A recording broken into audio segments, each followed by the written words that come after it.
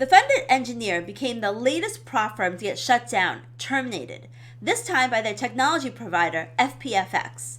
Hello everyone, I'm Kathy Lean, and I've been trading Forex and watching this market evolve for the past 25 years. In less than 6 months, we've seen 3 big prop firms get shut down. My Forex Funds, which was shut down by regulators, True Forex Funds by MetaQuotes, and now the funded engineer. If you aren't a subscriber, make sure you subscribe to my channel to get prop industry updates.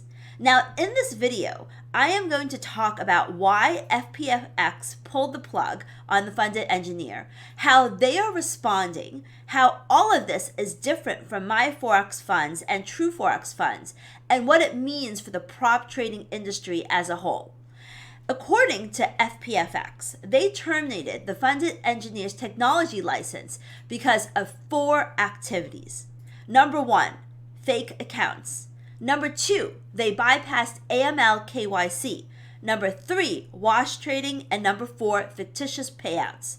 We'll get into each of these in more detail in a minute, but the funded engineer has also released their own response, which we'll go over as well. But the main takeaway, in my opinion, is that they plan to be back in about a week using their own technology. It's not clear whether refunds will be made on current challenges or whether customers will be reinstated with new challenge accounts using this new technology. But Tristan, the CEO of the funded engineer, has requested a list of the payouts from FPFX so that they can go ahead and pay them when they receive the list. But the real question, however, is whether FPFX's allegations are real. Some have speculated that FPFX pulled the plug and made these allegations because the funded engineer was already planning to end their contract with FPFX and use their own technology. Now, I've known Justin Hertzberg, the CEO of FPFX, for over 10 years. He's a lawyer by training and someone who is typically very transparent and meticulous.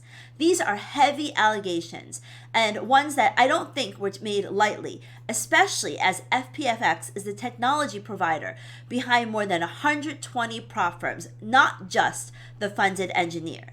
Yet, the funded engineer is also one of the favorite darlings of the prop trading world.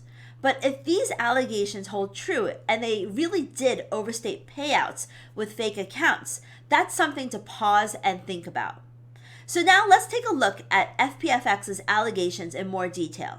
For those of you that are not familiar with FPFX, they are the technology provider for more than 120 prop firms, and many of these firms white label FPFX's technology like the funded engineer.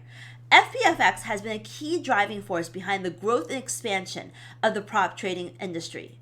According to FX News Group, FPFX terminated the license of the funded engineer over an apparent scheme to defraud FPFX tech and misrepresent payout figures to consumers. FPFX's allegations regarding the funded engineer include the following: fake accounts.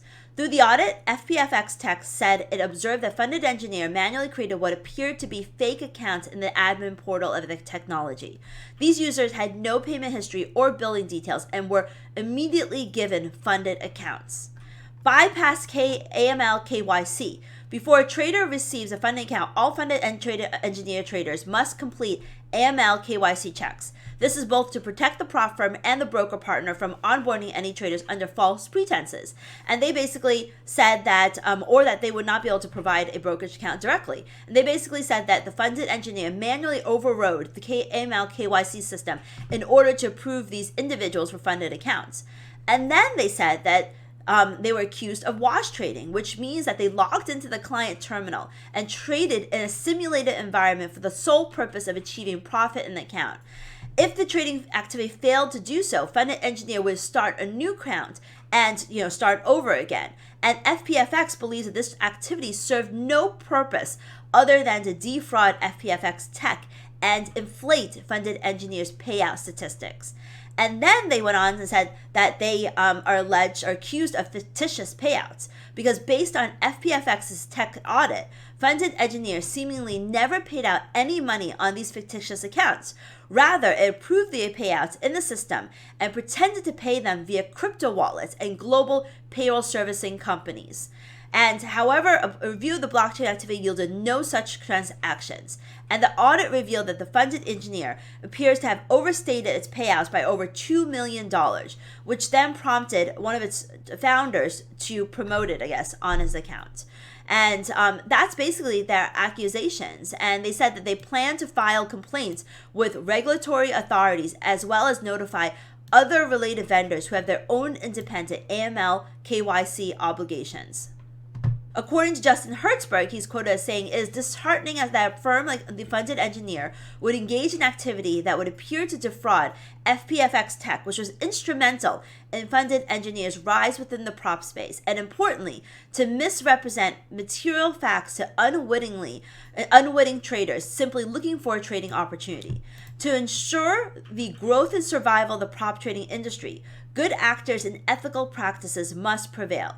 We will continue to do our part to ensure licensees of our technology conduct themselves accordingly." The funded engineer responded shortly after the news broke and said today, without warning or discussion, our dashboard provider for funded engineer decided to terminate our services, remove us from all of our historical chats and conversations, and turn the technology lights off for our business. On top of this, again without communication, it was decided a negative PR campaign would be set out, of which no one has reached out to us for comments.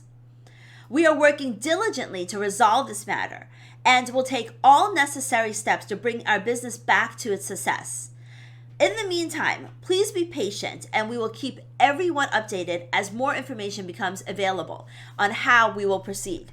Then they followed up and said, "As you know, we are already working with our own technology." And that's where I said, they had probably planned to come out with their own technology.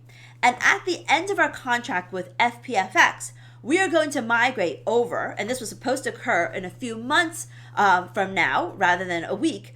"Our technology for the funded engineer was not quite ready. We were putting the final touches on it. We'll be ready with it in approximately 1 week, so it may not be perfect at that time, in my opinion. In the meantime, as there is no means for us to analyze trading accounts according to funded engineer and their rules, we unfortunately have to close all existing trades and disable trading, preserving the account status as is. We'll be making sure we make this up to our existing traders as we get you guys set up on the new dashboard, as we truly appreciate your support and patience on this matter." They also said we will keep the communication lines open and continuously update everyone as more information becomes available. The funded engineer situation is completely different from My Forex Funds, who was accused of betting against their traders and acting as the counterparty rather than the liquidity provider. True Forex Funds was also in a completely different situation. They were shut down by MetaQuotes due to internal scrutiny by MetaQuotes of firms that may be offering products to traders in countries that were prohibited from trading those products. The funded engineer, on the other hand, is accused of creating fake accounts to overstate payouts. Like true Forex funds, the funded engineer is not currently under regulator scrutiny in their home country, so they can quickly and easily turn the lights back on and go back and restart their business as they get their technology to work. While each of these situations are unique and does not reflect the operational standards of other prop firms, these developments will undoubtedly prompt prop firms to tighten their activities and enhance their operational integrity.